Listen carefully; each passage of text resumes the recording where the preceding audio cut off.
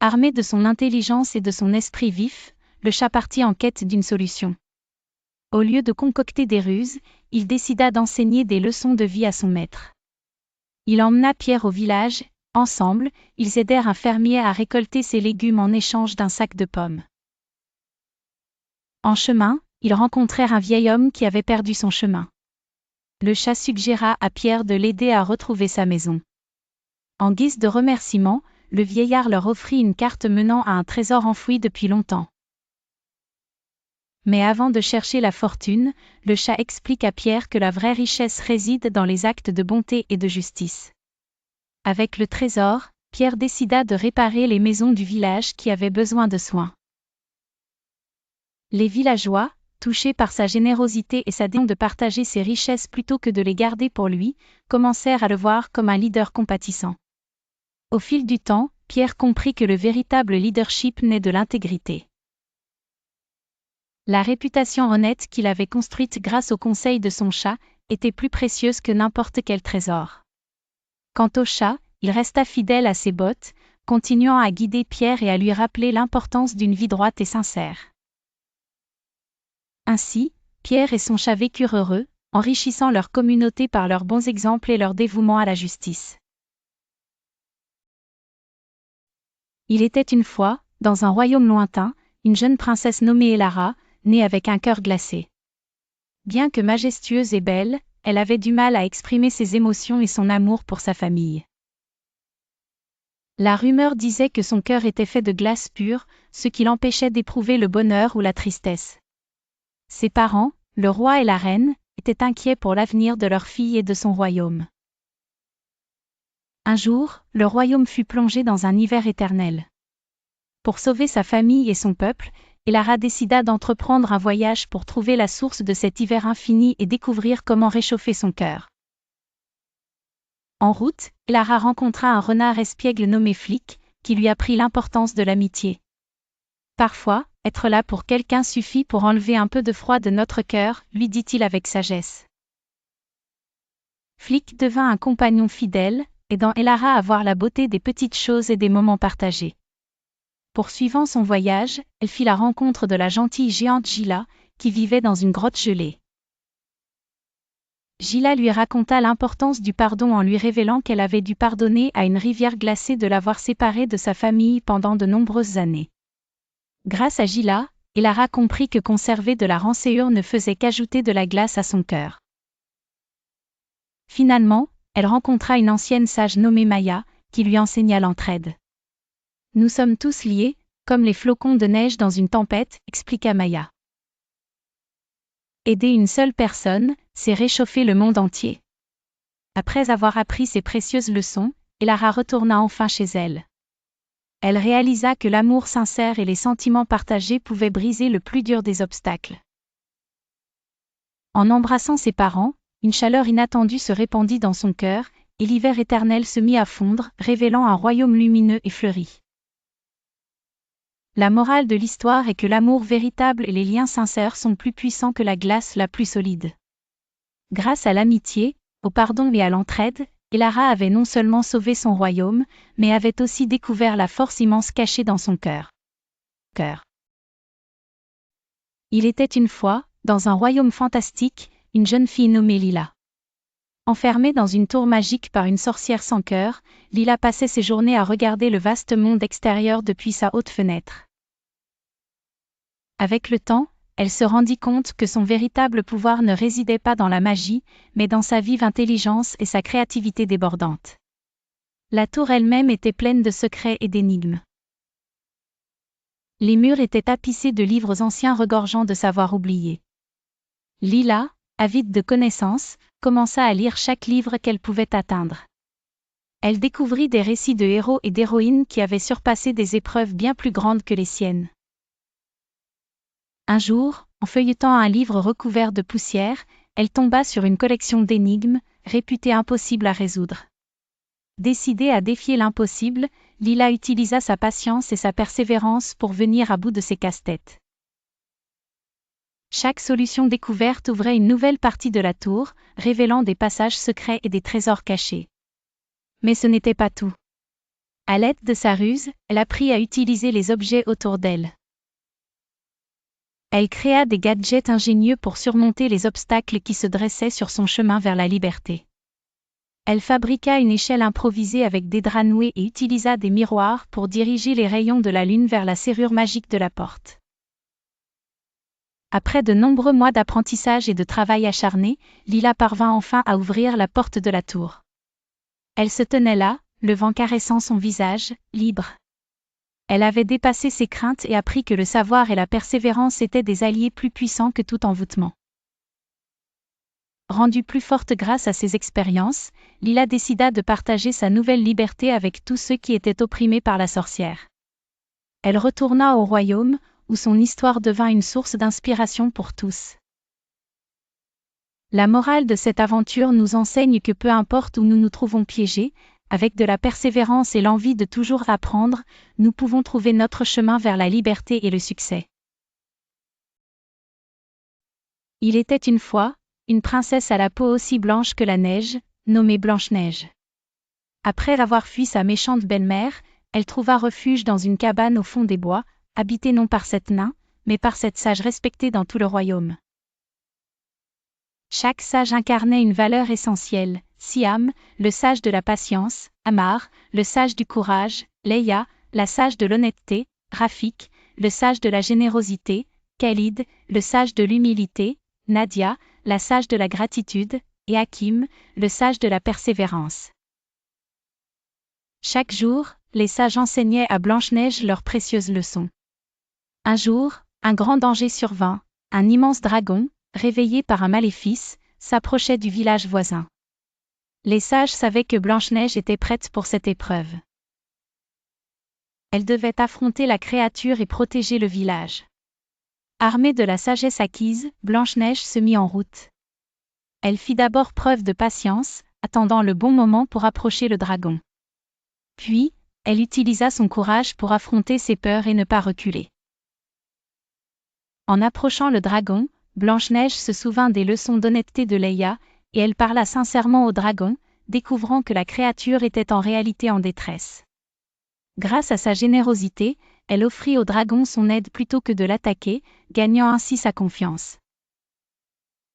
Avec humilité, elle écouta les besoins de la créature, découvrant qu'il avait soif. Grâce à la gratitude inculquée par Nadia, elle remercia la nature pour ses ressources, trouvant un lac où le dragon pouvait boire. Finalement, la persévérance enseignée par Hakim lui permit de mener le dragon jusqu'à l'eau, bien que le chemin fût difficile. Ayant surmonté l'épreuve, Blanche-Neige retourna chez les sages, le dragon devenu leur ami et protecteur. Ainsi, la leçon fut apprise, grâce aux valeurs importantes, elle avait transformé un ennemi en allié. La morale de cette histoire est que, par les bonnes valeurs, on peut surmonter n'importe quel obstacle et transformer l'adversité en opportunité. Il était une fois une princesse nommée Aurore, qui vivait dans un magnifique château entouré de forêts enchantées. Pour ses 16 ans, elle reçut un cadeau étrange de la part d'une vieille dame mystérieuse, une horloge enchantée. Cette horloge n'était pas ordinaire car elle possédait la capacité de parler. « Bonjour, princesse Aurore », dit l'horloge avec une voix douce, « je suis ici pour t'apprendre l'importance du temps et des valeurs. » Aurore, intriguée, passa ses journées à discuter avec l'horloge, qui l'instruisit sur la valeur de la prière, du respect et des engagements. Mais un jour, un mystérieux sort enveloppa le château, plongeant tous ses habitants dans un profond sommeil. Seule Aurore était éveillée, grâce à sa montre magique. L'horloge révéla à Aurore qu'elle devait lever le sort en résolvant 3 énigmes magiques, chacune renforcissant une vertu. Le premier défi emmena Aurore dans le jardin des délices oubliées, où elle devait écouter.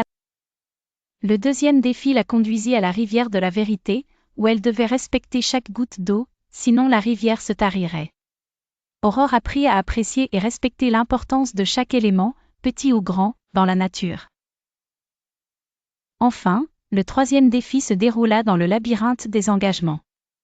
L'horloge lui rappela que seule la persévérance et le respect de ses promesses pouvaient la guider à travers ce labyrinthe sinueux. Aurore y réussit grâce à sa ténacité et son honnêteté. Après avoir surmonté tous les défis, le sort fut levé. Le roi, la reine et tout le royaume s'éveillèrent. Aurore leur raconta son aventure et les enseignements qu'elle avait reçus. La moralité de cette histoire est que le temps doit être respecté et bien utilisé pour cultiver des valeurs essentielles comme la prière, le respect et la persévérance. Grâce à ces leçons, le royaume prospéra et vécut en paix et en harmonie pour l'éternité.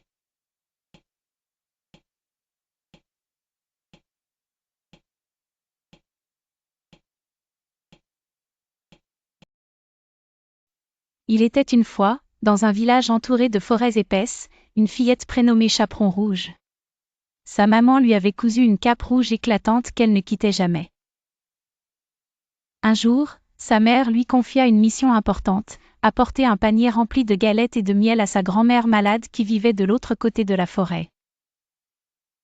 Avant de partir, sa mère lui dit « N'oublie pas, ma chérie, d'être prudente et de ne parler à aucun étranger. » Chaperon Rouge, déterminée et courageuse, s'engaga sur le sentier, excitée mais attentive. Alors qu'elle marchait parmi les arbres majestueux, Chaperon Rouge rencontra un loup au pelage brillant qui l'observait avec un sourire mystérieux. Il s'approcha lentement et dit d'une voix mielleuse « Où vas-tu donc, petite fille ?» Chaperon Rouge, se souvenant des paroles de sa mère, répondit avec méfiance « Je vais chez ma grand-mère. »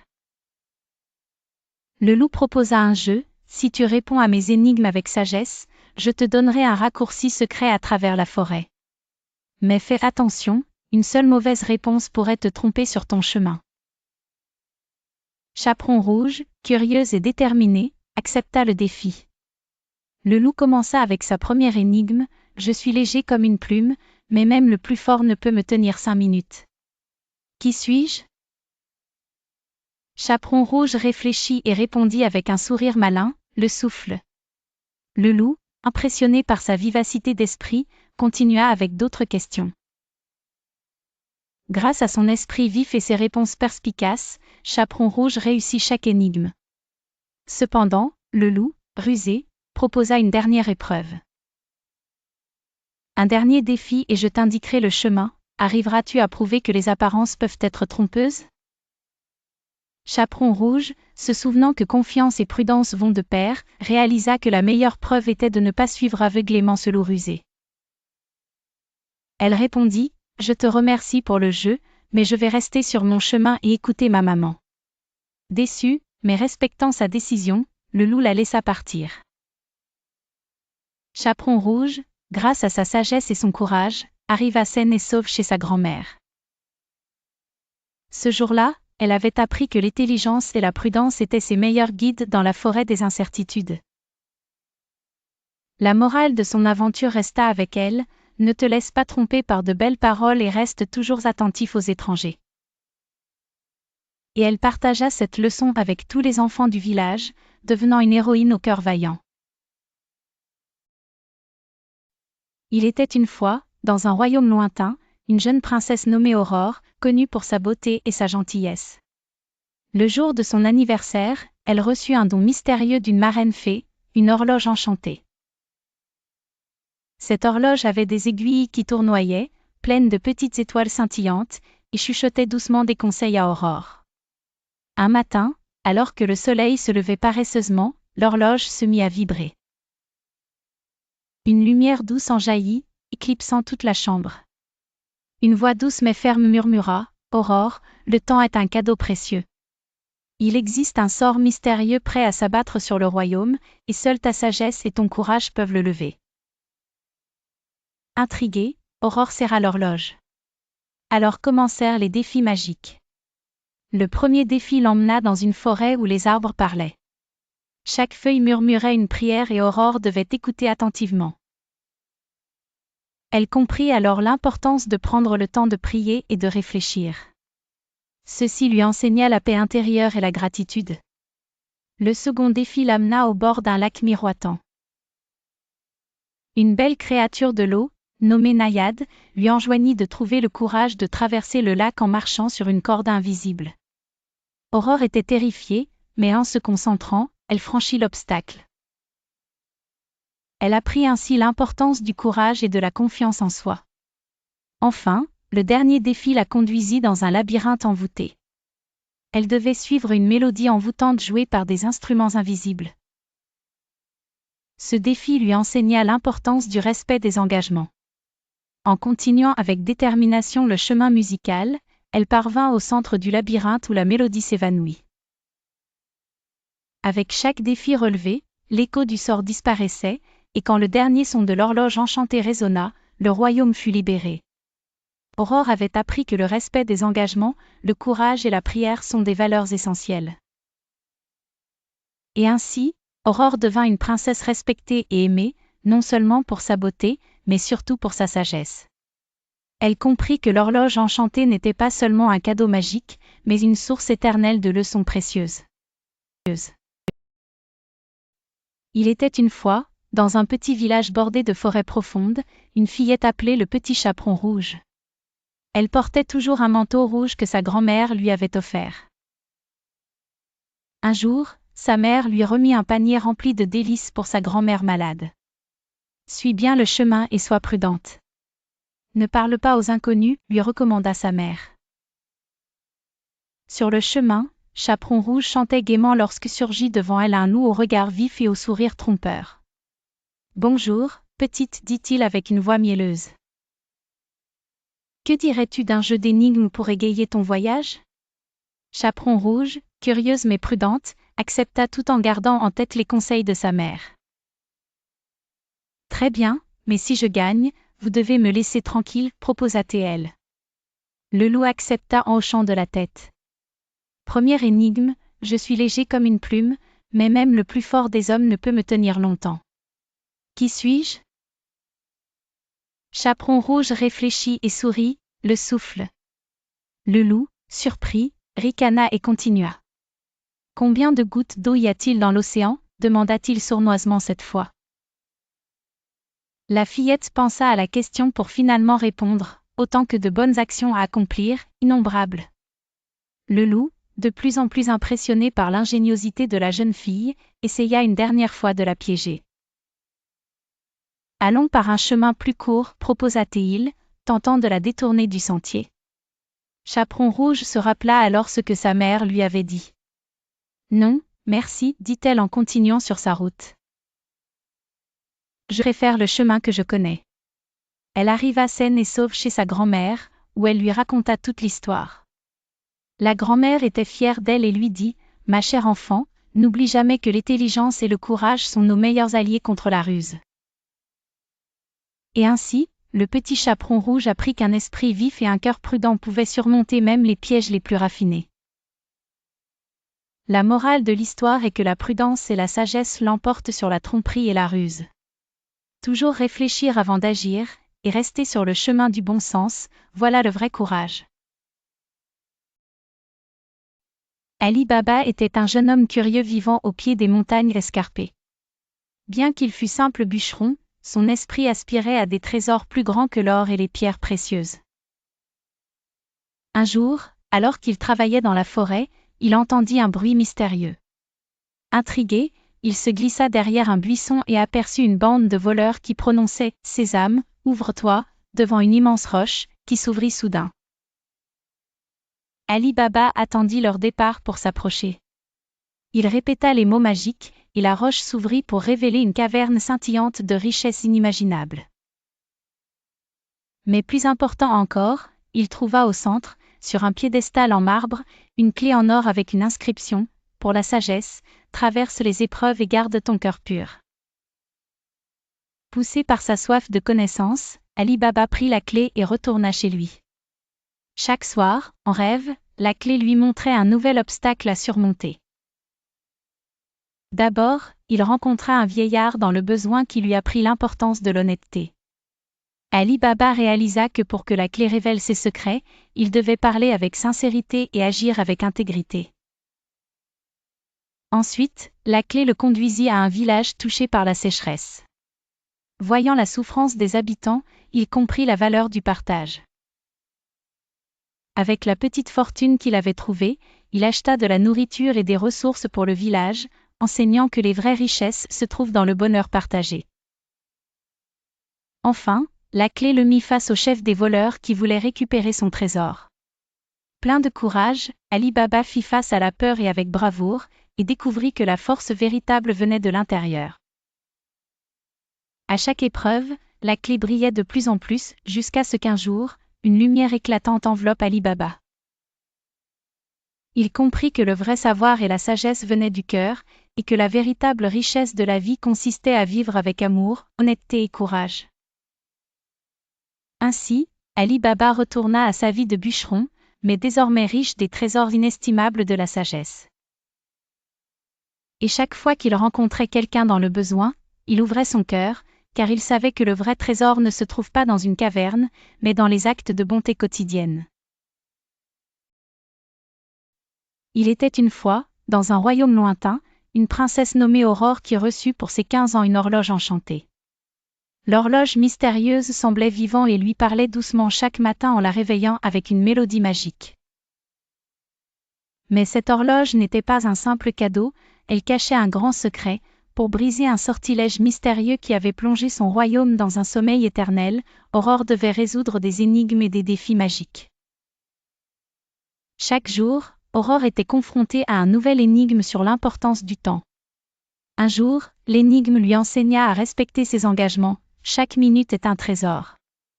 Respecte-la pour voir éclore 1000 fleurs. En réalisant que respecter le temps signifie honorer ses promesses, elle sauva un jardin magique, faisant refleurir ses tulipes fanées. Un autre défi était axé sur la prière et la patience. Demande au ciel et écoute la terre. La réponse viendra à l'heure choisie par le firmament. Aurore apprit alors à méditer sous un grand chêne, et en prenant le temps de réfléchir, elle trouva des réponses à des questions qui pesaient sur son cœur. Au fur et à mesure, l'horloge enchantée aborda d'autres valeurs comme la coopération. Seul on va plus vite, ensemble on va plus loin. Grâce à cet enseignement, Aurore réunit ses amis animaux pour construire un pont de bois. Cela permit à tous de traverser la rivière magique qu'ils croyaient infranchissable. Chaque défi remporté la rapprochait de la levée du sort, et avec chaque énigme résolue, le royaume s'éveillait un peu plus. Cependant, la dernière énigme fut la plus complexe, celle du pardon. Pour libérer ton cœur et ton royaume, pardonne les erreurs comme on libère une colombe. Aurore se souvint alors d'une querelle ancienne avec une amie d'enfance. En lui pardonnant, elle mit fin à la malédiction. Ainsi, grâce à l'horloge enchantée, Aurore apprit que le temps est précieux. Les valeurs comme le respect, la prière, la coopération et le pardon sont essentielles pour vivre en harmonie. Le royaume s'éveilla, et la princesse partagea avec tous les leçons précieuses qu'elle avait apprises. Assura paix et bonheur pour des générations entières. Il était une fois, dans un royaume lointain, une jeune princesse du nom de Blanche-Neige, qui fuyait la jalousie d'une cruelle reine. Elle trouva refuge dans la forêt chez 7 sages, chacun prodiguant une leçon essentielle de la vie. Le premier sage, Maître Patience, lui apprit à attendre le bon moment. Chaque fleur éclot au moment juste, lui disait-il. Blanche-Neige apprit à méditer et à observer en silence la nature autour d'elle. Le deuxième, Maître Courage, lui raconta les histoires de valeureux guerriers qui n'avaient jamais baissé les bras. Le courage n'est pas l'absence de peur, mais la capacité de la surmonter, lui répétait-il. Ensuite vint Maître Honnêteté qui l'encouragea à dire la vérité, peu importe la difficulté. La vérité brille toujours, même à travers la plus sombre des nuits, conseillait-il. Blanche-Neige apprit à respecter la voix intérieure de la vérité. Maître Générosité, avec un sourire chaleureux, partageait toujours ses repas. Partage et tu verras, ton cœur sera plus léger et ton fardeau moins lourd, chantait-il. Ainsi, Blanche-Neige apprit l'importance de donner sans attendre en retour. Le sage suivant, Maître Humilité, lui murmura, restez humble et restez grand. Blanche-Neige comprit que la gloire et l'orgueil mènent à la solitude. Maître Gratitude lui montra comment chaque petite chose méritait reconnaissance. La vie est une merveille, pour qui sait la remercier, disait-il. Blanche-Neige commença à noter chaque petite beauté du jour dans un carnet. puis 20 mètres persévérance, qui lui enseigna à ne jamais abandonner. Chaque gorgée d'eau finit par trouer la pierre la plus dure, affirmait-il. Un jour, lorsque la reine maléfique découvrit leur cachette, elle mit Blanche-Neige à l'épreuve avec un piège dangereux. Elle libéra un dragon qui menaçait de dévaster la forêt entière. Armée des leçons de ses maîtres, Blanche-Neige affronta le dragon. Elle utilisa sa patience pour planifier son approche, son courage pour ne pas fuir, et son honnêteté pour demander de l'aide à ses amis. Avec générosité, elle proposa une alliance avec d'autres créatures de la forêt. Humble, elle accepta les conseils de chacun, et montrant de la gratitude envers ceux qui l'aidaient, elle se sentit renforcée. Finalement, sa persévérance la mena à une solution, elle parvint à annuler le sort du dragon par sa sagesse cumulative. Le dragon se transformant à son tour en un allié, la forêt retrouva sa paix. Blanche-Neige réalisa que les épreuves, même terrifiantes, peuvent être vaincues par les vertus du cœur. Et la morale de cette histoire, le véritable trésor réside dans les vertus que nous portons dans notre cœur et que nous partageons avec le monde. Au fin fond de l'océan, plus loin que les courants puissants et les récifs chatoyants, vivait une jeune sirène nommée Ondine. Ondine était curieuse et rêveuse, toujours à la recherche de magie et d'aventure. Un jour, elle entendit une légende parmi les murmures des dauphins qui parlait d'un joyau magique, caché dans la grande caverne de corail. Ce joyau, disait-on, symbolisait la sincérité et l'amour familial, deux valeurs chères au cœur d'Ondine. Déterminée à trouver ce joyau pour prouver son amour à sa famille et les rapprocher, Ondine se lança dans un voyage plein de mystères et d'épreuves. Elle n'irait pas seule, son ami le poisson clown, Pistolet, l'accompagna, fidèle et facétieux. La première épreuve les mena au jardin des algues géantes, où Ondine devait prouver sa patience. Les algues dansaient au gré du courant, et pour avancer, elle devait attendre la bonne brise marine qui ouvrait un passage secret. Être impatient ne mène nulle part, lui fut sage. La seconde épreuve se déroula dans la grotte des échos. Ondine entendait des voix venues de profondeurs oubliées, lui murmurer des doutes et des peurs. Elle dut faire confiance en son cœur et en chacun de ses pas, continuant avec détermination et courage. C'était un test de confiance en soi et en les autres. Enfin, la dernière épreuve l'amena face à un tourbillon qui, pour être traversé, demandait gratitude. Ondine repensa à tout ce qu'elle avait vécu, ses amis et sa famille. Elle réalisa combien elle était chanceuse et salua le tourbillon avec un hymne de remerciement. Comme par magie, le tourbillon se calma. Enfin arrivée à la grande caverne de corail, elle découvrit le joyau, brillant tel un soleil. Mais au lieu de le prendre, Ondine retourna chez elle, le cœur rempli de reconnaissance et de sagesse. Elle raconta à sa famille et à ses amis les épreuves traversées et la richesse qu'elle avait trouvée en leur amour sincère. Ainsi, prit fin l'histoire d'Ondine et du joyau magique, une histoire d'aventure, mais surtout de découverte de soi et de ce qu'on aime.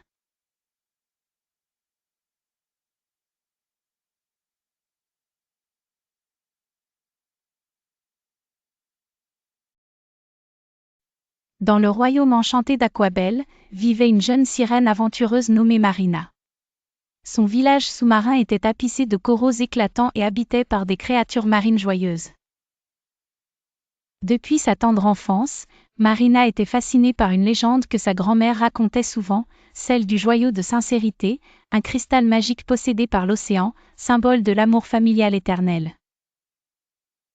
Un jour, guidée par une étoile de mer sage nommée Stella, Marina décida de partir à la recherche de ce joyau. Sa quête ne serait pas simple, car elle devait traverser 3 épreuves mises en place pour tester son âme. Le premier défi l'amena aux grottes des échos, où chaque mot prononcé résonne à l'infini. Là, Marina apprit l'importance de la patience en écoutant le murmure des vagues, révélant l'emplacement du prochain indice. Pour la deuxième épreuve, Stella conduisit Marina au tourbillon de la confiance, une immensité d'eau tourbillonnante. Ici, Marina devait fermer les yeux et se laisser porter par le courant sans aucune hésitation. Après des moments de doute, elle réalisa que faire confiance à l'océan, c'était aussi faire confiance à elle-même. La dernière rencontre fut avec un banc de méduses lumineuses censées apporter des bénédictions. Pour les approcher, Marina devait leur présenter un cadeau symbolisant la gratitude. Elle offrit une perle précieuse formée du souvenir d'une journée spéciale passée avec sa famille. Éblouies par l'acte de Marina, les méduses s'ouvrirent en cercle, révélant le mystérieux joyau de sincérité. De retour chez elle, le village accueillit Marina en héroïne, non seulement parce qu'elle avait trouvé le joyau, mais aussi parce qu'elle avait rapporté avec elle un trésor bien plus grand, les leçons de patience, Ainsi, la quête de Marina ne fit qu'enrichir les valeurs déjà sacrées de son monde aquatique, prouvant que l'amour familial illumine même les plus sombres profondeurs de l'océan.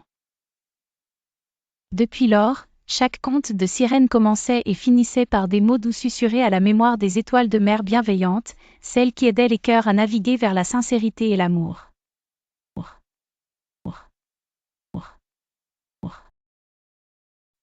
Blanche-Neige, la princesse au cœur pur, fuyait la jalousie de sa belle-mère. Perdue dans la profonde forêt, elle trébucha un jour sur une clairière ensoleillée où s'élevait une cabane mystérieuse habitée par cette sage bienveillant. Chacun d'eux possédait et enseignait une grande valeur. Le premier, serein, incarna la patience. Il montra à Blanche-Neige comment attendre calmement le moment propice, en cueillant les fruits de la forêt sans se précipiter et en observant les cycles pacifiques de la nature. Le deuxième sage, Aude, lui inculqua le courage. Il lui apprit à affronter ses peurs, l'encourageant à explorer les coins sombres de la forêt et à découvrir la beauté qui s'y cachait. Puis vint le tour de Blanc, le sage de l'honnêteté, qui lui enseigna à toujours dire la vérité, car seul un cœur franc pouvait triompher des mensonges venimeux. Grâce, celle de la générosité, transmit à Blanche-Neige l'importance de donner sans rien attendre en retour, distribuant des graines aux oiseaux et partageant ses repas avec les animaux. Le cinquième sage, humble, lui rappela que l'humilité était la clé pour apprendre des autres sans arrogance. Avec gratitude, Blanche-Neige apprit à remercier la vie pour ses petites merveilles, comme le chant d'un oiseau ou le parfum des fleurs. Enfin, le sage Espérance insuffla en elle la persévérance. Ne baisse jamais les bras, même lorsque la tempête est à son comble. Lui dit-il en la guidant alors qu'elle gravissait les collines escarpées. Un jour, la belle-mère trompeuse découvrit la cachette de Blanche-Neige. Elle prépara une potion maléfique pour jeter la forêt dans l'ombre éternelle. Les sages, unis par l'amitié, confièrent alors à Blanche-Neige une quête périlleuse, détruire le sort avant le lever du jour. Blanche-Neige, forte des valeurs apprises, s'aventura seule. Elle fit preuve de patience face au labyrinthe serpentant, usa de son courage pour traverser le rugissement des rivières, resta honnête lorsqu'une créature mirage tenta de l'égarer.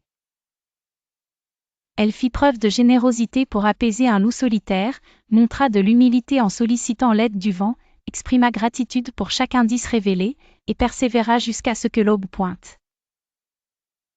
Grâce à ces qualités, Blanche-Neige triompha. La forêt fut sauvée et elle regagna le cœur du royaume, ayant appris que la vraie magie résidait non pas dans les pouvoirs surnaturels, mais dans la force des valeurs humaines. La morale de cette aventure enseigne que les vertus, lorsqu'elles sont embrassées avec vérité, confèrent à chacun la force de surmonter les plus grandes épreuves.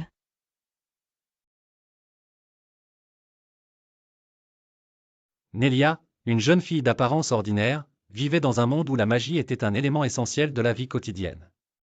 Pourtant, elle-même n'avait jamais montré le moindre signe de pouvoir magique.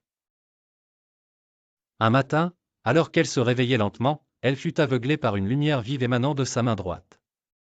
Une marque lumineuse, complexe et mystérieuse, pulsait doucement sur sa peau. Intriguée et effrayée, Nelia s'adressa à son grand-père, un ancien mage respecté, qui ne put qu'émettre des hypothèses vagues. Cependant, il savait que cette marque n'était pas innocente. Elle la reliait sans erreur possible à un ancien livre magique, longtemps volé et disparu de la bibliothèque interdite de la cité. Bien qu'hésitant à accepter cette étrange mission, Nelia ne tarda pas à se retrouver accompagnée d'un bibliothécaire exilé du nom d'Aldric, un homme sage mais amèrement provocateur. son exil n'entamait en rien ses connaissances considérables des textes anciens. Ensemble, ils découvrirent qu'une plume enchantée, cachée dans un vieux cabinet poussiéreux, réagissait étrangement au contact de la marque de Nelia. Aldric comprit rapidement que la plume servait de clé pour déchiffrer les mystères du livre magique. Le livre, jadis volé pour ses pouvoirs immenses, contenait les écrits d'un sorcier malveillant, prêt à déchaîner une malédiction terrible sur le monde entier. C'était à Nelia, l'élue malgré elle, de déchiffrer le livre avant qu'il ne soit trop tard. Au fil de leur quête, Nelia développa une confiance en elle qui lui faisait auparavant défaut. Elle travailla avec Aldric pour résoudre chaque énigme, chaque ligne du texte complexe. Mais le temps pressait, car à chaque nouvelle lune, la marque sur sa main semblait s'intensifier, faisant pressentir le pire. Dans une course contre la montre, Nelia et Aldric finirent par réussir à décoder le sort final qui permettait de neutraliser la malédiction. Et alors que la lumière de la marque sur la main de Nelia s'éteignait enfin, elle savait que cette aventure ne marquait que le début d'un voyage vers son destin véritable, au-delà des limites de tout ce qu'elle avait connu jusqu'à présent.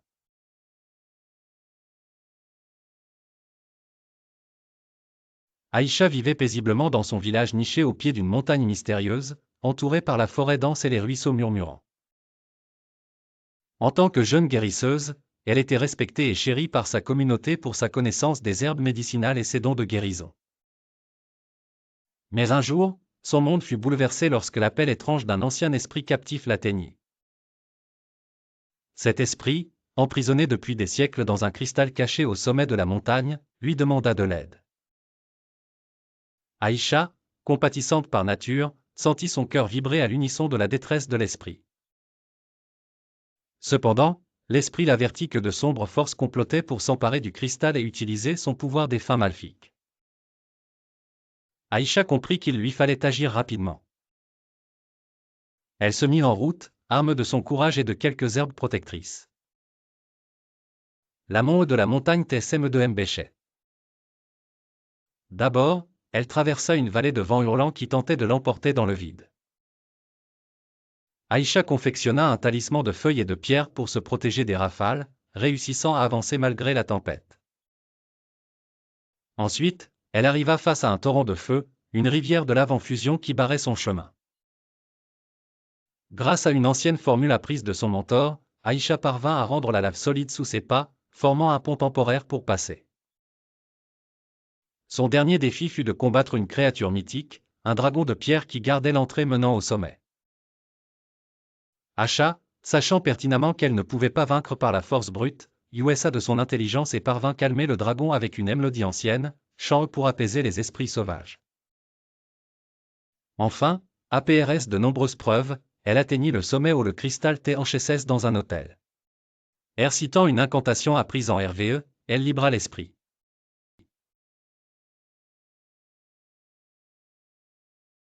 Dans le paisible village d'Elmswood, la jeune Yara travaillait dans la forge familiale, martelant le fer et la fonte avec passion. C'était une jeune femme courageuse, dotée d'un esprit vif et de mains habiles. Un jour, alors qu'elle explorait les collines environnantes, sa curiosité la mena à l'entrée d'une grotte que l'on disait interdite. Lorsqu'elle pénétra dans l'obscurité, Yara découvrit une épée brisée gisant parmi les rochers. Elle n'était pas une épée ordinaire. Sans venir, elle demanda d'une voix distante mais claire, « Qui ose troubler mon repos ?» Sur le coup de la surprise, Yara faillit elcher LPE mais se ressaisit rapidement. L'artefact se présenta comme tant homme, LPE du célèbre Ashros Alastair, disparu depuis des siècles. Homme confia Yara que seul un justicier digne pourrait réparer sa lame et restaurer son pouvoir. Valant le défi, Yara décida de se lancer dans une quête pour restaurer LPE. Leurs pas les mèneraient à travers des contrées enchantées, où les dragons voletaient l'horizon et les nymphes dansaient autour des lacs mystérieux. Chaque rencontre forgeait le courage et l'habileté de Yara, guidée par les murmures aviès de Home. Cependant, leur voyage était loin des terres paisibles. Le sinistre seigneur des Ténèbres, Morgrom, était revenu d'entre les ombres. Craignant la lumière que pourrait apporter la restauration complète de LPE, il lent ses sbires pour assombrir leur chemin. Son armée de sorciers et de créatures maléfiques tenta d'intercepter Yara et Home, mais l'habileté croissante de la forgeronne et la guidance de l'épée enchantée frustrèrent leurs efforts à maintes reprises. Finalement, Home conduisit Yara aux collines de Lumini, où une ancienne forge magique pouvait reforger la lame. Dans une preuve de feu et de volon, Yara mit toute sa matrice dans la réparation de l'épée. Tandis que l'épée reprenait forme, une lumière éclatante illumina les sombres recoins de la caverne, chassant les ténèbres de Morgrom. Unie avec son clan d'antan, l'épée Home devint le symbole d'espoir qui inspirait peuple et créatures se tenir unis contre les obscuries futures. Grâce à ce périple, Yara ne resta pas simplement une forgeronne, elle devint une légende.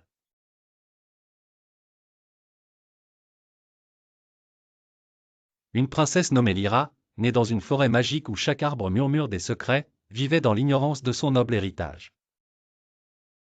Orpheline, Lyra passait ses journées à explorer les recoins enchanteurs de la forêt, conversant avec les oiseaux et dansant avec le vent. Un jour, guidée par un murmure étrange, elle découvrit un arbre ancien dont l'écorce semblait respirer. En touchant le tronc, elle sentit une chaleur familière, et l'esprit de sa mère apparut, douce et lumineuse. Sa mère lui révéla alors un secret bouleversant, Lyra était héritière d'un royaume oublié, son droit lui avait été volé par une sorcière jalouse. Équipée d'une amulette ancienne transmise par sa mère, Lyra devait accomplir un voyage périlleux pour revendiquer son trône légitime. Elle fut rejointe par un renard parlant, nommé Siro, au pelage argenté et aux yeux pétillants d'intelligence. Ensemble, ils s'aventurèrent au-delà des limites de la forêt, traversant des rivières au courant puissant et des montagnes au sommet glacial. Leur voyage n'était pas sans défis. En chemin, la sorcière jalouse leur tendit de multiples pièges, transformant les chemins en labyrinthes sans fin et dressant devant eux des créatures effrayantes. Pourtant, grâce à l'amulette, Lyra put déceler les illusions et, avec l'aide sagace de Siro, déjouer chaque ruse de la sorcière. Lorsqu'ils atteignirent finalement les ruines du royaume perdu, Lyra sentit le poids de son destin se poser doucement sur ses épaules. Unifier le royaume et restaurer la paix était une tâche immense, mais elle était prête. Avec Siro à ses côtés, elle insuffla à la terre dévastée une nouvelle vie, appela les habitants à revenir et travailla sans relâche à la renaissance de son royaume. Grâce à son courage et à ses nouvelles connaissances, elle transforma le destin qu'on lui avait caché, devenant une reine aimée et respectée par tous.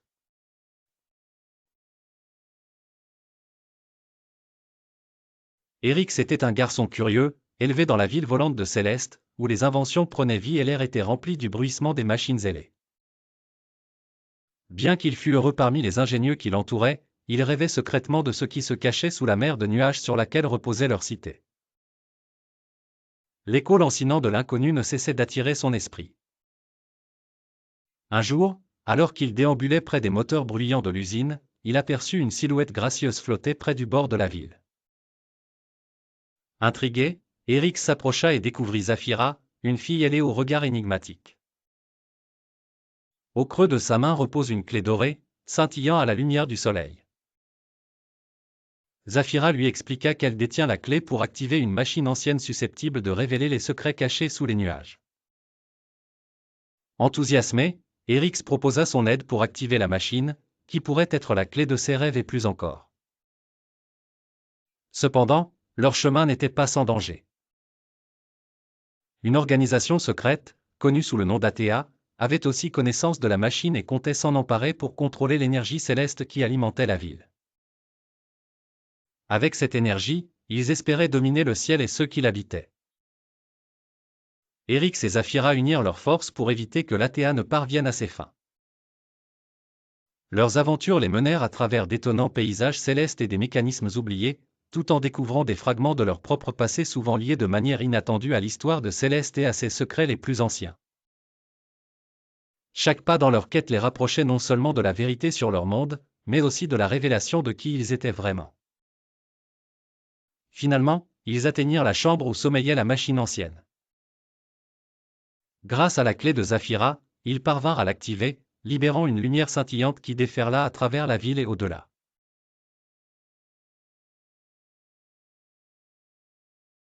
Aïcha était une jeune guérisseuse reconnue pour ses talents exceptionnels dans son village situé au pied d'une montagne considérée comme magique. Elle avait grandi entourée des légendes et des mystères qui enveloppaient cet endroit sacré. Un jour, Alors qu'elle cueillait des herbes médicinales près d'un ruisseau cristallin, elle entendit une voix faible l'appeler. Curieuse, elle suivit cette voix qui la guida jusqu'à une clairière où reposait un cristal ancien brillant d'une lumière énigmatique. L'esprit contenu dans le cristal lui révéla qu'il était jadis un grand mage, emprisonné par des forces maléfiques.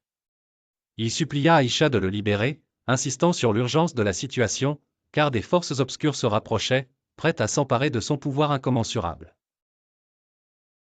Malgré l'incrédulité initiale, Aïcha sentit un lien profond avec cet esprit emprisonné et accepta la mission qui lui était confiée. Elle se prépara minutieusement pour l'ascension de la montagne, emportant avec elle des potions et des talismans hérités de sa mère.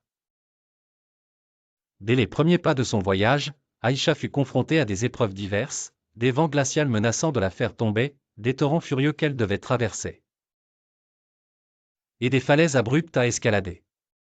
Chaque nouvelle épreuve semblait vouloir tester sa détermination et sa foi en cette mission. À mi-chemin, elle fit face à un cerbère de pierre, une créature mythique censée protéger les sommets de la montagne. Avec intelligence et courage, elle utilisa ses connaissances et ses dons de guérisseuse pour calmer la bête, découvrant qu'elle pouvait se frayer un chemin non par la force, mais par la compassion. Finalement, Aïcha parvint au sommet où reposait le dernier obstacle, un champ de force élémentaire commandé par un rond de sorcière d'ombre.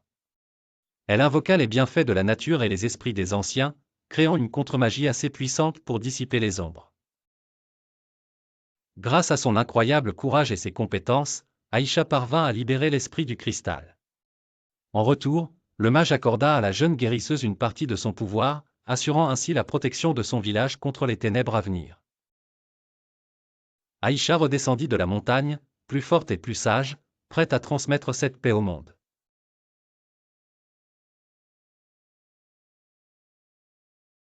Amara était une jeune tisserande vivant dans un village isolé au cœur d'une forêt dense.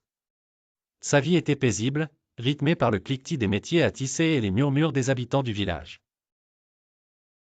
Elle possédait un talent particulier et secret, elle pouvait tisser les hervès des autres avec son M-tiers magique.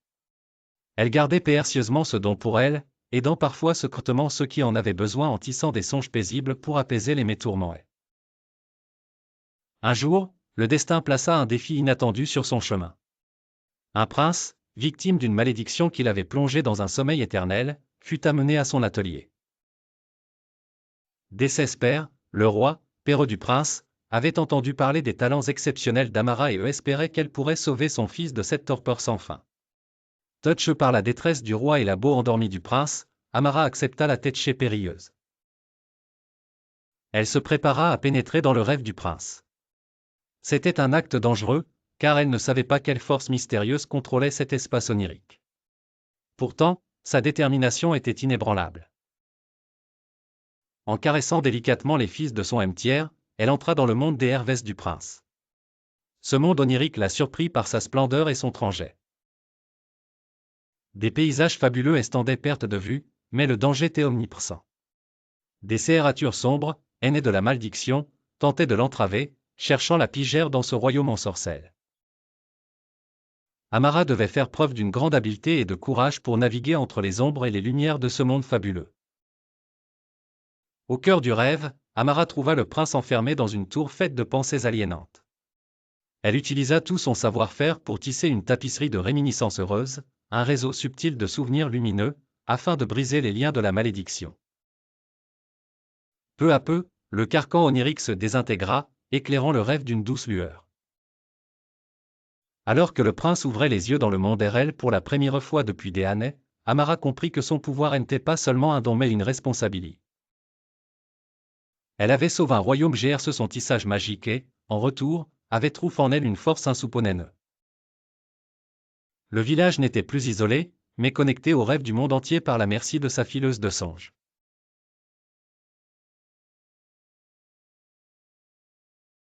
Dans une vieille cité qui semblait figée dans le temps, vivait Théo, un jeune garçon ayant grandi sous la protection et l'amour de gargouilles antiques. Élevé parmi ces étranges créatures de pierre, Théo avait appris à voir au-delà des apparences et à découvrir la magie cachée dans les recoins de la ville. Un jour, alors qu'il explorait les catacombes sous la cité, ralenti par les ténèbres et l'humidité, Théo découvrit un sceptre orné de joyaux aux reflets sinistres. Il ne savait pas encore que ce sceptre maudit était au centre d'une prophétie oubliée. En touchant l'objet, il libéra un ancien esprit, une entité puissante et oubliée qui avait juré vengeance contre ceux qui l'avaient emprisonné. Cet esprit révélé n'était autre que celui d'un roi oublié, un ancêtre de Théo que les légendes avaient effacé des mémoires. Comprenant l'ampleur de sa découverte et les conséquences désastreuses si l'esprit venait à retrouver ses forces, Théo réalisa qu'il était le dernier héritier capable de contrecarrer le sombre destin qui pesait sur sa lignée. Accompagné de ses fidèles amis gargouilles, dont Orion le Vaillant et Esme la Sage, Théo entreprit un périlleux voyage à travers des lands magiques et enchantés. Leur mission, retrouver les fragments dispersés d'un talisman ancien, l'unique artefact capable de bannir définitivement l'esprit vengeur. À mesure qu'ils traversaient forêts hantées et montagnes enchantées, les défis se multipliaient, testant les compétences et le courage du jeune garçon et de ses protecteurs de pierre. La clé de leur succès résidait non seulement dans les pouvoirs du talisman mais aussi dans la force des liens qui unissaient Théo à ses gargouilles, une famille que nul ne pouvait soumettre. Dans une course contre le temps, chaque étape, chaque rencontre et chaque découverte rapprochait Théo de sa destinée, celle de sauver son monde et de rétablir la gloire de ses ancêtres dans le processus. L'histoire de Théo devint légende, celle d'un garçon qui, grâce à l'amour et à l'amitié, avait pu transformer une malédiction en quête d'honneur et de rédemption.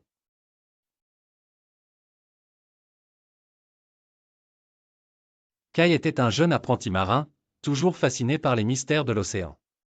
Un jour, en explorant une crique isolée, il trouva un coquillage particulier.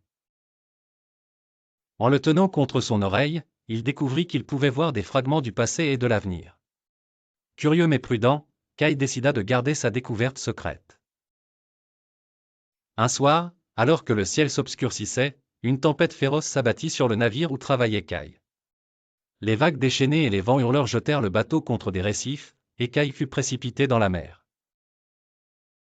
Il se réveilla sur une plage inconnue, envahi par un sentiment d'étrangeté et de solitude.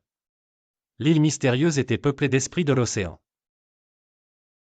Translucide et dansant au rythme des vagues, il se mouvait avec grâce et emportait des murmures inaudibles. Kai comprit qu'il n'était pas le bienvenu à moins de gagner leur confiance. Une jeune femme aux cheveux d'algues et au regard perçant, qu'il apprit être la princesse de la mer, s'approcha. Elle lui révéla que l'équilibre fragile entre la terre et la mer était en péril depuis longtemps.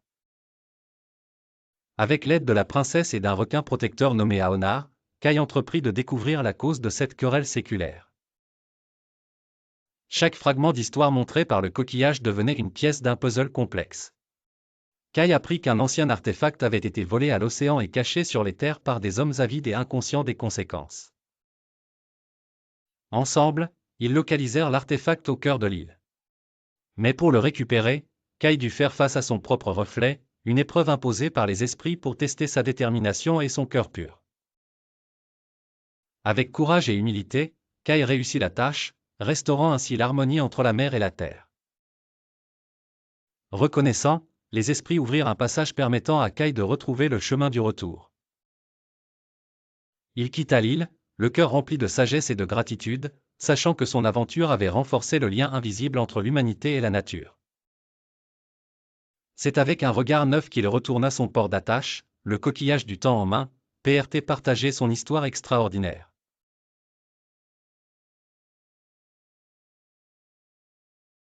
Dans un petit village entouré de montagnes mystérieuses vivait Yara, une jeune forgeronne aussi talentueuse que curieuse. Un jour, suivant une rumeur persistante, elle pénétra dans une grotte interdite par les anciens du village. Là, elle découvrit une épée brisée qui semblait l'appeler. Étonnée, elle s'approcha prudemment, et à sa grande surprise, la lame se mit à lui parler.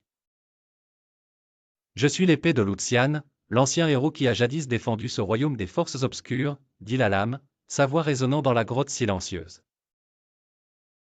Intriguée par cette révélation, Yara écouta l'histoire de l'épée. Elle apprit que Lucian avait sacrifié sa vie pour sceller un puissant seigneur des ténèbres, mais sa magie dévorante avait brisé l'épée. Yara sentit une flamme de détermination s'allumer en elle. Elle proposa à l'épée de la réparer et de redonner à Lucian l'honneur qui lui était dû en détruisant définitivement ce seigneur maléfique.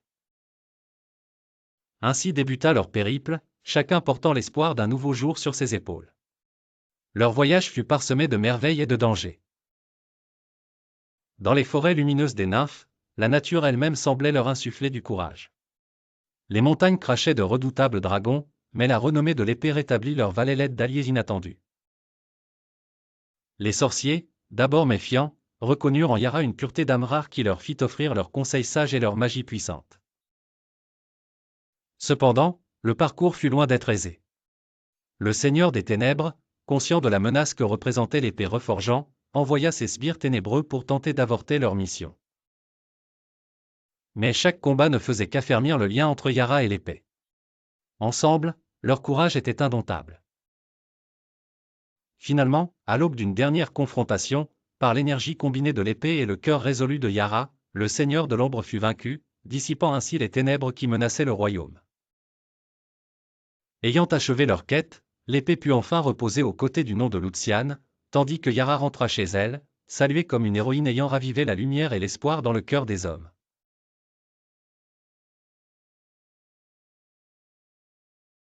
Dans le royaume d'Étoilia, chaque habitant est lié à une étoile qui brille dans le ciel nocturne. Les vies des gens sont ainsi éclairées par ces astres, et les étoiles servent de guides et de protectrices. Cependant, Astrid, une jeune fille curieuse et audacieuse, est rejetée par les autres à cause de ce qu'on appelle sa malédiction étoilée. Son étoile n'apparaît jamais dans le ciel, lui valant moquerie et mépris. Les gens croient qu'elle est condamnée à un destin sombre et porte malheur. Une nuit, alors qu'elle erre, fuyant une fête où elle a été ridiculisée, elle s'installe près du lac enchanté, dont on dit qu'il est plus ancien que n'importe quel royaume. Assise sur la berge, elle aperçoit un doux rayonnement émané de l'eau. Intriguée, elle approche et découvre une vision époustouflante, une étoile emprisonnée sous la surface argentée du lac. Cette étoile, par un lien invisible mais sensible, elle sait qu'elle lui appartient. Astrid décide de libérer son toile, mais elle ne sait pas comment.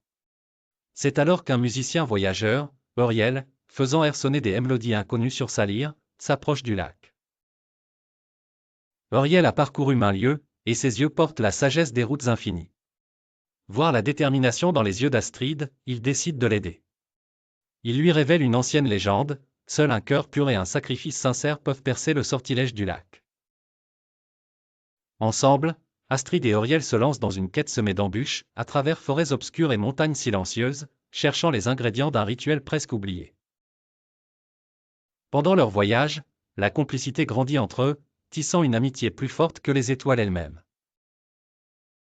Cependant, leur mission n'est pas seulement entourée de mystères, elle est menacée par le roi Argon, avide de pouvoir, qui veut s'emparer de l'étoile pour son propre règne, ignorant qu'un tel acte précipiterait la chute du royaume. Dans une ultime confrontation au bord du lac, Astrid et Uriel, unissant bravoure et musique céleste, parviennent déjouer le roi et rompent le sort en accomplissant le rituel. Libérée, l'étoile d'Astrid monte dans le ciel, inondant de lumière Étoilia. Les liens sont restaurés, et le royaume est sauvé de son avarice destructrice. Astrid, désormais honorée, n'est plus la fille à la malédiction étoilée, mais celle qui embrasa la nuit du royaume par son courage.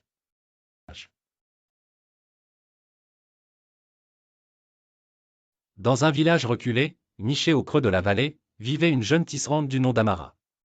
Elle était connue non seulement pour ses talents de tissage exceptionnels, mais également pour la magie secrète qu'elle possédait, celle de transformer les fils en portail vers les rêves. La rumeur circulait que son métier à tisser était d'origine féerique, capable de capturer les rêves et de les restituer sous forme de tissus délicats. Mais Amara n'avait jamais osé en faire usage, consciente des dangers potentiels que cela pouvait engendrer. Un jour, un messager royal frappa à la porte de son atelier poussiéreux. « Le prince est dans un sommeil dont il ne peut être réveillé », annonça-t-il, désespoir dans la voix. « On dit que seule la magie de ton métier à tisser peut le sauver. » Malgré ses craintes, Amara accepta la tâche, bien consciente du rôle crucial qu'elle devait jouer. Le prince fut amené, allongé sur un lit d'apparat, toujours plongé dans son sommeil mystique. Amara s'installa devant son métier, inspirant profondément avant de laisser ses doigts agiles glisser sur les fils de son métier à tisser. Tandis qu'elle travaillait, les rêves du prince, brillant comme des fragments d'étoiles, se matérialisaient autour d'elle. En un instant, elle se retrouva transportée dans un monde onirique, un lieu où le tangible et l'illusion s'entremêlaient. Il était la fois magnifique et terrifiant, peuple de créatures aînées des pans et du prince. Pourtant, quelque chose de sombre se cachait là, tissant un filet invisible pour capturer quiconque oserait défier cet univers de songes. Amara comprit rapidement qu'elle devait rester prudente. Les rêves avaient leur propre volonté, pouvant accueillir ou piéger un intrus. Elle s'orienta dans ce labyrinthe de songes, suivant le fil d'argent qu'elle avait tissé, espérant atteindre le cœur du rêve où le prince était retenu. À chaque pas, les forces obscures tentaient de la détourner de son chemin. Il y avait des voix susurrantes, des ombres glissantes cherchant à la désorienter. Mais Amara, avec la détermination d'un cœur pur et la sagesse d'un esprit créatif, persévéra. Elle trouva enfin le prince, emprisonné dans une cage de cristal brillant. Elle tendit la main, et les fils du rêve s'enroulèrent autour d'eux, fusionnant réalité et illusion. En un tissage magistral, elle brisa l'emprise sombre, libérant le prince et rétablissant l'équilibre dans son monde onirique. De retour dans le monde réel, le prince ouvrit les yeux, reconnaissant. Amara, quant à elle, comprit la portée véritable de son don, qu'en sauvant un rêve, elle pouvait éveiller des mondes.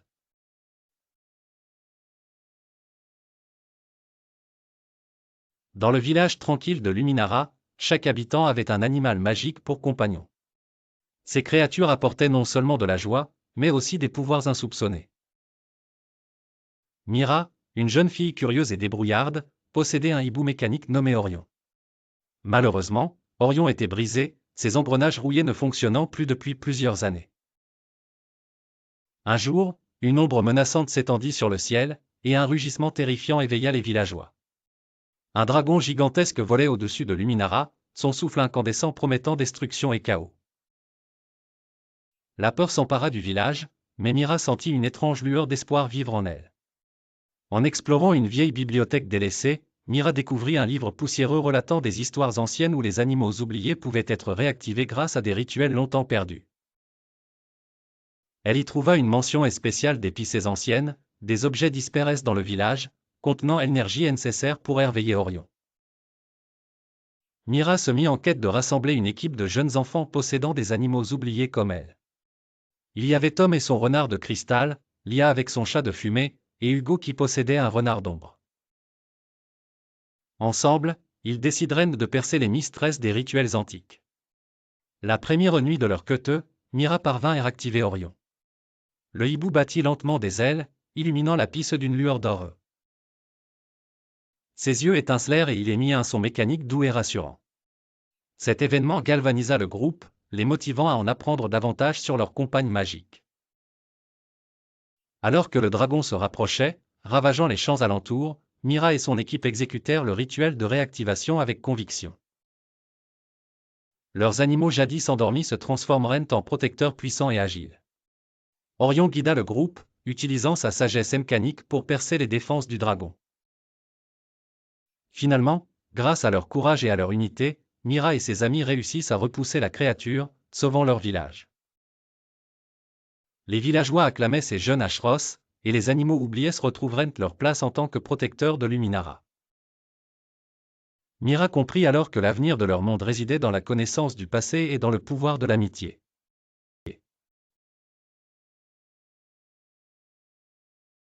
Dans un royaume caché derrière les montagnes argentées, une légende murmurait. On disait que chaque habitant était lié à une étoile dans le ciel, cette étoile symbolisait leur essence et leur destin. Cependant, une étoile particulière manquait dans la voûte céleste, celle d'Astrid, une jeune fille vivant dans la périphérie du village. Rejetée par les autres à cause de sa malédiction étoilée, Astrid grandissait dans l'ombre de la solitude. Ses nuits étaient passées à observer le ciel, cherchant désespérément son étoile. Un soir, alors que le vent chantait dans les branches et que le lac voisin scintillait sous la lumière de la lune, Astrid eut une vision imprévue. Elle vit son étoile, emprisonnée sous le lac enchanté, luttant pour briller. Déterminée à libérer son étoile et à comprendre la signification de ce lien mystérieux, Astrid décida de se lancer dans une quête audacieuse. Son chemin croisa celui de Léo, un musicien voyageur aux yeux pleins d'étoiles et au sourire énigmatique. Intuitif et talentueux, Léo jouait une mélodie qui évoquait les rêves et redonnait espoir à ceux qui l'entendaient. Ensemble, Astrid et Léo entreprirent un périple à travers les forêts d'émeraude et les collines dorées, affrontant les énigmes d'un royaume où la magie semblait endormie depuis longtemps. Les rumeurs d'un roi avide de pouvoir parvinrent à leurs oreilles, un homme qui avait capturé le ciel pour s'assurer une domination éternelle. Ils découvrirent que le lac enchanté était gardé par une ancienne sorcière, jadis protectrice des étoiles, mais aujourd'hui enchaînée par le roi pour ses sombres desseins. Astrid, armée de foi et de courage, réussit à convaincre la sorcière de libérer son étoile, lui promettant de rétablir l'équilibre céleste. La libération de l'étoile eut un écho dans tout le royaume. Chaque étoile retrouva son éclat, et l'autorité tyrannique du roi se mit à s'effondrer avec la puissance libérée du ciel. La paix et l'harmonie furent restaurées, et Astrid devint un symbole de résistance et d'espoir pour son peuple, prouvant que même l'étoile la plus éloignée peut illuminer les ténèbres du monde.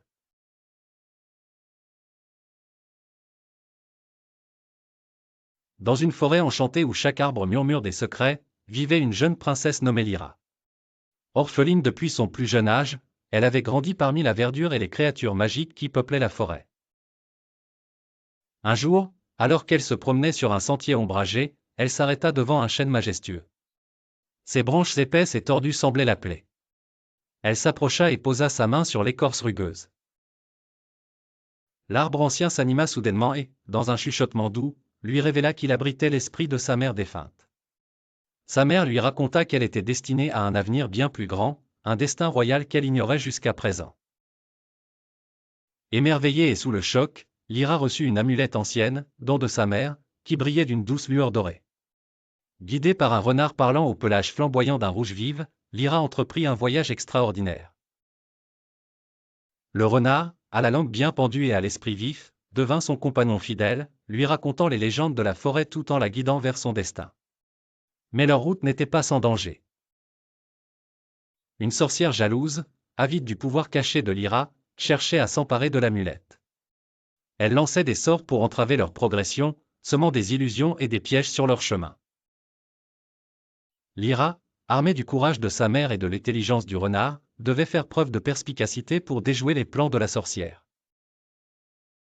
Traversant des rivières enchantées, des montagnes couvertes de brume et des vallées où le temps semblait s'arrêter, Lyra se rapprochait peu à peu de son royaume perdu. À chaque épreuve surmontée, elle en apprenait plus sur la force intérieure qui l'habitait. Lorsque Lyra atteint enfin le royaume, elle fut accueillie par ses habitants reconnaissants, se souvenant avec émotion de la princesse disparue. Tel un rêve souvent murmuré par les arbres, Lyra avait retrouvé son trône et, avec la sagesse acquise au cours de son voyage, commença son règne, honorant la mémoire de sa mère et apportant paix et prospérité à son royaume retrouvé.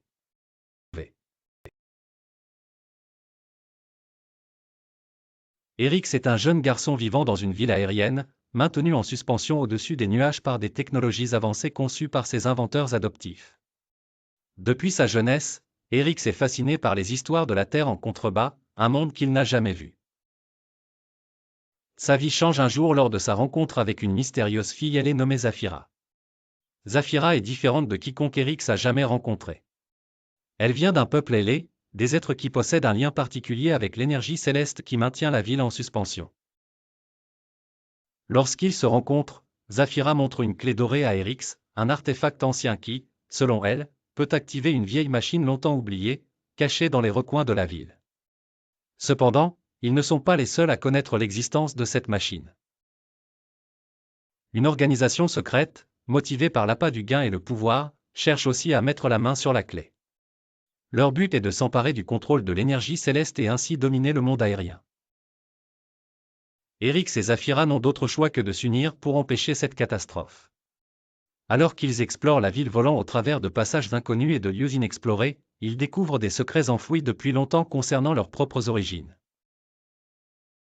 Eryx apprend qu'il n'est pas seulement un enfant des inventeurs, mais que sa destinée est inextricablement liée à celle de Zafira et du monde céleste. Dans leur aventure, ils affrontent des épreuves exigeant courage, intelligence et une confiance mutuelle sans faille.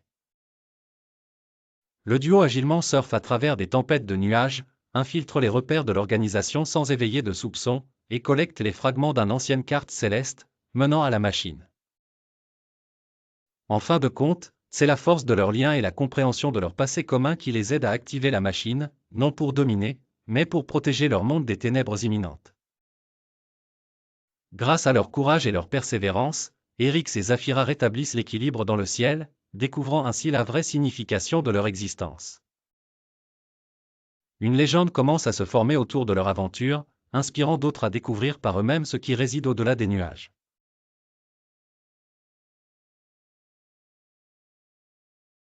Dans le paisible village de Valembourg, chaque habitant partageait un lien particulier avec un objet animalier magique. Pour Mira, une jeune fille au cœur aventureux, son compagnon était un hibou mécanique dénommé Kael, hérité de son arrière-grand-père. Toutefois, Kael était inerte, brisé depuis des générations. Un jour, alors qu'elle explorait les bois en quête de trésors et d'histoires inédites, une voix inhabituelle se mit à murmurer parmi les arbres. C'était comme un appel mystérieux et envoûtant. Intrigueux, Mira s'arta PRS d'une ancienne ruine cachée par la végétation et découvrit une inscription oubliée. En trant de ses doigts les symboles USS par le temps, elle sentit une énergie vibrante qui traversa son corps, réanimant instantanément Kael qui se mit à clignoter et battre des ailes. Merveilleux, Mira se rendit compte qu'elle avait accidentellement réactivé les pouvoirs anciens liés à son hibou. Elle se mit alors à comprendre les murmures de la forêt qui lui racontent l'histoire de la disparition des objets animaliers et de la menace que représentait un dragon volant. Ce dragon, jadis endormi, est éveillé, pendre la terreur sur le village. Sachant que le temps pressait, Mira chercha des alliés parmi les autres enfants qui, comme elle, possédaient eux aussi des objets magiques oubliés. Johan avec un renard argileux, Lena avec un poisson d'argent figue et Tom avec un perroquet de jade bris. Ensemble, ils formeraient une ligue improbable mais déterminée, partageant l'objectif commun de réveiller les pouvoirs enfouis de leurs compagnons inanimés. En travaillant main dans la main, ils exploreraient les secrets des ruines anciennes. Grâce leur persévérance et un courage renouvelé, chaque animal retrouva sa vitalité, apportant avec lui sagesse et force. Le village fut enfin prêt faire face au dragon en volant dans le ciel grâce à l'agilité de Kael, en feintant avec la ruse du renard. En assourdissant l'ennemi avec les cris du perroquet, et en déjouant ses flammes par la danse du poisson brillant dans le ruisseau voisin. En alliant leurs talents nouvellement retrouvés, les enfants purent repousser le danger et rétablir la paix et la escurie Valembourg, honorant ainsi le lien ancestral entre les humains et leurs objets animaliers magiques.